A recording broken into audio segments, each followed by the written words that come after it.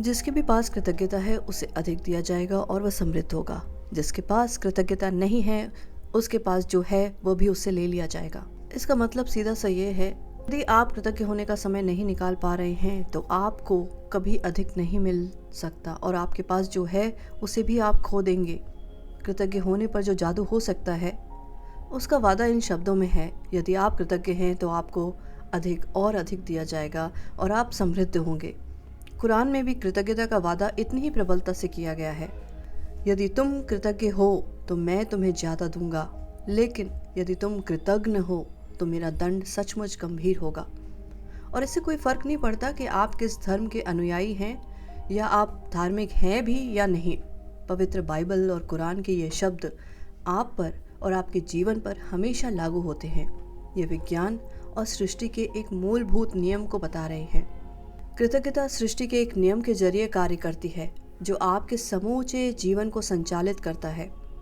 आकर्षण का नियम हमारी सृष्टि में एक अणु से लेकर ग्रहों की गतियों तक सारी ऊर्जा को शासित करता है और इस नियम के अनुसार समान ऊर्जा ही समान को आकर्षित करती है। आकर्षण का नियम भी यही है जिसकी बदौलत हर जीवित प्राणी की कोशिकाएं एक साथ जुड़ी हुई हैं, जिसकी बदौलत हर भौतिक वस्तु का रूप कायम है। आपके जीवन में यह नियम आपके विचारों और भावनाओं पर कार्य करता है, क्योंकि आप भी ऊर्जा ही हैं और आप जैसा भी सोचते हैं, जैसा भी महसूस करते हैं, वैसा ही अपनी ओर और आकर्षित करते हैं। आपने ज़रूर इस तरह की कहावतें सुनी होंगी, जो भी जाता है लौट कर आता है। आप जो बोते हैं वही काटते हैं और आप जो देते हैं वही पाते हैं।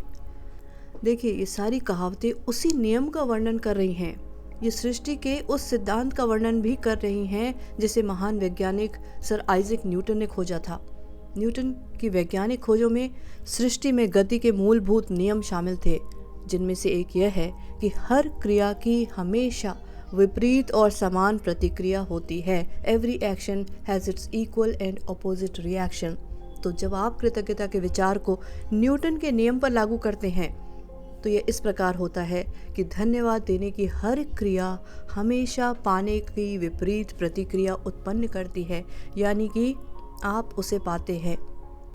और आप जितनी ईमानदारी और गहराई से कृतज्ञता महसूस करते हैं, आप उतना ही अधिक पाएंगे।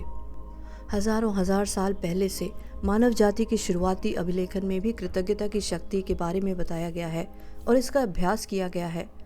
कृतज्ञता ईसाई, इस्लाम, यहूदी, बौद्ध, सिख और हिंदू सभी धर्मों के मूल में है। मोहम्मद ने कहा था कि आपको जो विपुल समृद्धि मिली है उसके लिए कृतज्ञता सबसे अच्छी गारंटी है और यह समृद्धि जारी रहेगी। बुद्ध ने भी कहा था कि आपके पास कृतज्ञता और खुशी के अलावा किसी चीज का कोई कारण नहीं है। कृष्ण ने कहा था कि उन्हें जो भी दिया गया है वे उसे खुशी खुशी स्वीकार करते हैं। सम्राट डेविड ने पूरे संसार की हर उस चीज को धन्यवाद देने को कहा था जो धरती और स्वर्ग के बीच मौजूद है। और हम सबको पता है कि ईसा मसीह ने हर चमत्कार करने से पहले धन्यवाद कहा था।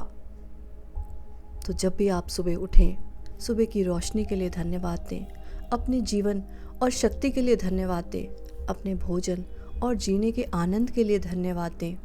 यदि धन्यवाद देने का कोई कारण नज़र नहीं आता तो पता है इसमें दोष सिर्फ आपका ही है।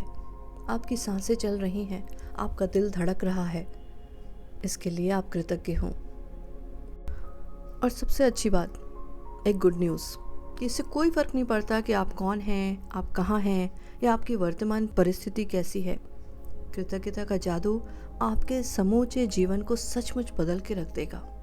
और मुझे मालूम है कि आप निश्चित रूप से जीवन में कई बार कृतज्ञ रहे होंगे, लेकिन अपनी वर्तमान परिस्थितियों में बहुत ज़्यादा परिवर्तन और जादू को देखने के लिए आपको कृतज्ञता का अभ्यास करना होगा और उसे अपनी नई जीवन शैली में शामिल करना होगा। हम सबको पता है, हम सबको सारी नॉलेज है, लेकिन पता है ज्ञान जो है वो एक खजाना है, लेकिन उसको अभ्यास में लेकर आना ही उसकी चाबी है।